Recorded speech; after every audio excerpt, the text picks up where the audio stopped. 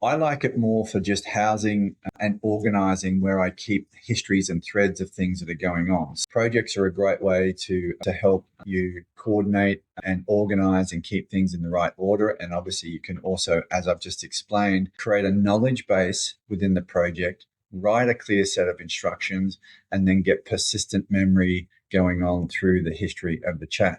You can also, within your team's environment, share that chat with other people. So you can share it with your team. So this is a great way within teams to create potentially a project that's going to suit a department. So it might be a marketing department, a copywriting department, a sales department, a legal or a HR department, whichever.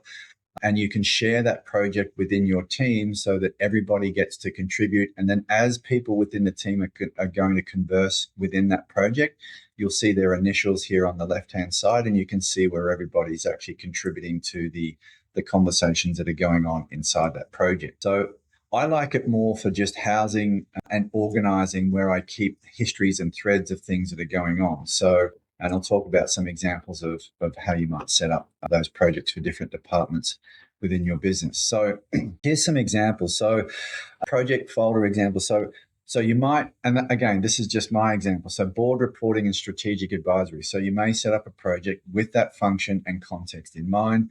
And again, you would think through, okay, we want this project to be set up so that it houses all of the board reporting and all the strategic advisory. So we would give it examples of board reports that we've written in the past.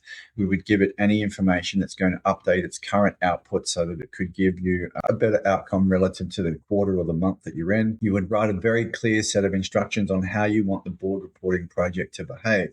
The idea with a board reporting and strategic advisory project is that as you come to do your reports, you want that project to be set up with the right amount of context and the right amount of examples for you to go ahead and insert the new information for the next board report.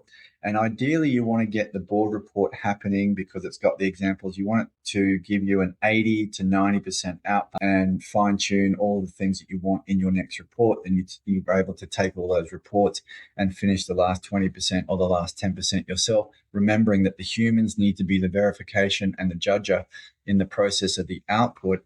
And obviously you need to be comfortable with, okay, I'm going to go through this process and write the next board report. We have to verify, we have to understand, okay, is this telling the right story to the board? Do I want to change anything? And then that's where you implement the last 20 or 10%, depending on how good you've set up your reports and your instructions.